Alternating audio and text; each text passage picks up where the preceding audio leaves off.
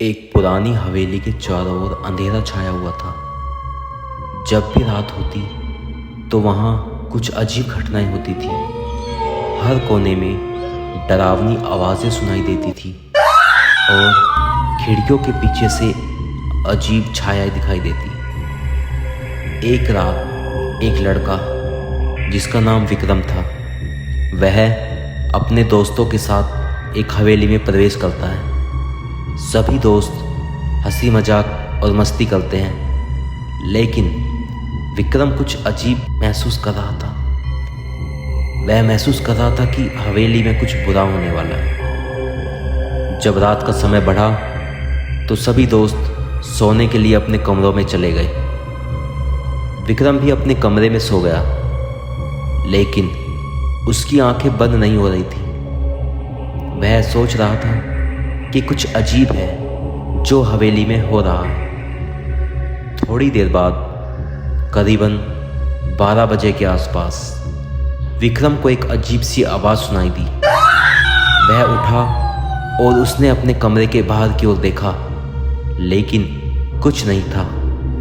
फिर से वह सोने के लिए लेट गया, पर अब उसको नींद बिल्कुल नहीं आ रही थी। थोड़ी देर बाद उसने वह आवाज़ फिर से सुनी।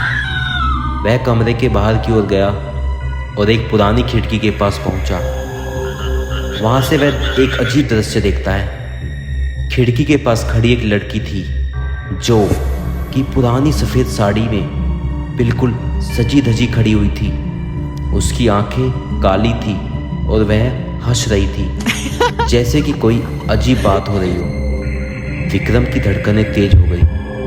वह खिड़की के पास से हट नहीं पा रहा था। उसने धीरे से पूछा, कौन हो तुम?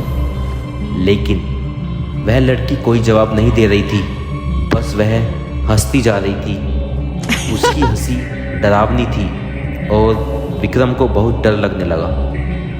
तभी अचानक वह लड़की बोली, तुम मुझसे बहुत दूर चले गए विक्रम।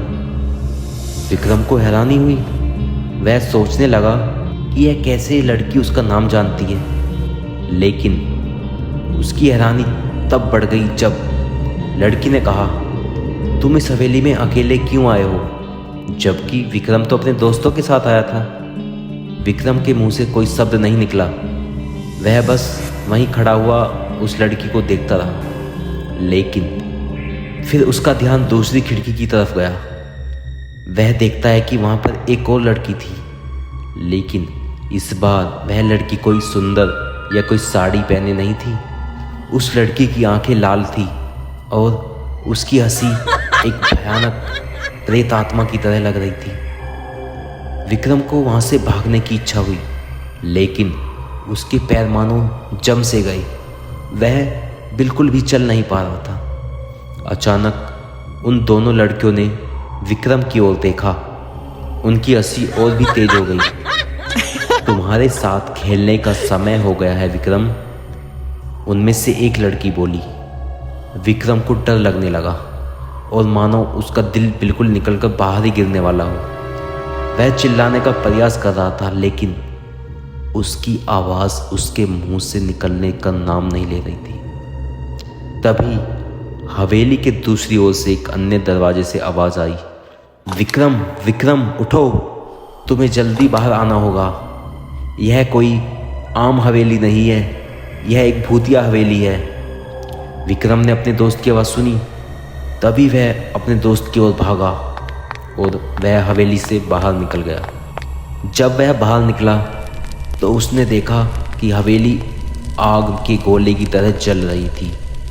वह घबराया, लेकिन फिर उसने सोचा, हे भगवान, आज तो मैं बच ही गया।